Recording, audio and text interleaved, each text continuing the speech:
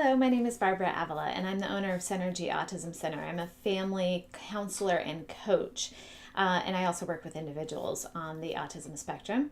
And I'm here to talk to you today about special interests. And I get a lot of questions from parents in particular about whether to engage in a special interest or to use it for social engagement practice, or to completely not allow it, right? So that's another question that I get is it's this hyper focus.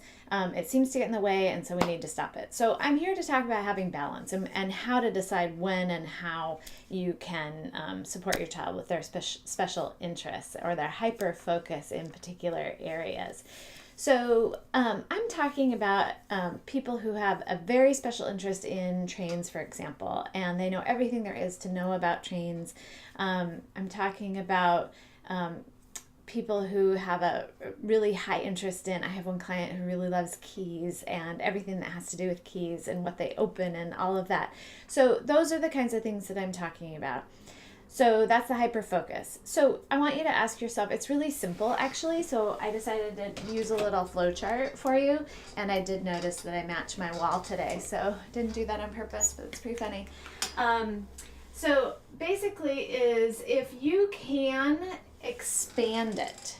So can you expand it? Can you elaborate on the play or the interest? So can you add something as that person's guide? Can you say, oh, I have an idea about that. Let's experiment with this.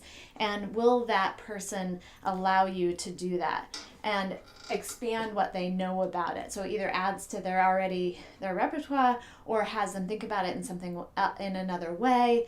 They take in what you have offered. So if yes, then definitely use for social engagement practice.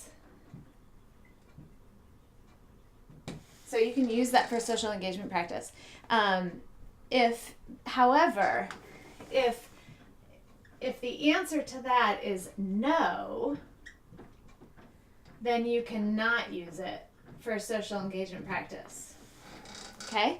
Because they're not letting you in at that moment as a guide. They're really hyper-focused. They're needing to do something with that mental challenge for themselves, or it's just a static loop that they cannot shift their attention away from in order to be social with you as their guide. So don't use it. Don't use it. But what you can do is, if it's no, is that you can limit it to a specific time.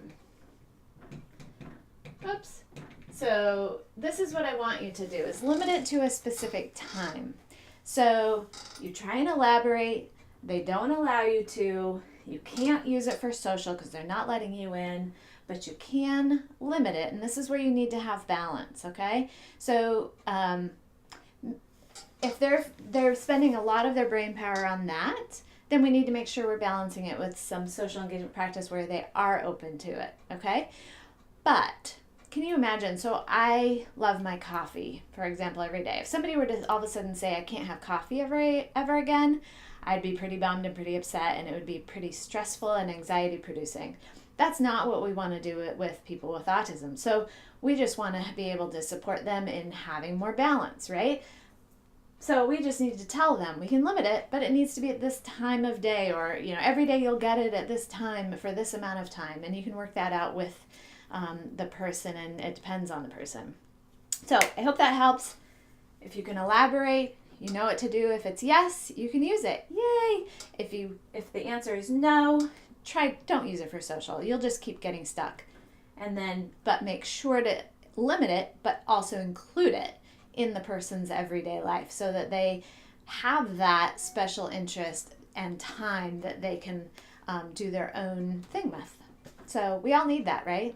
So, all right, let me know if you have questions. Thanks, guys. Bye.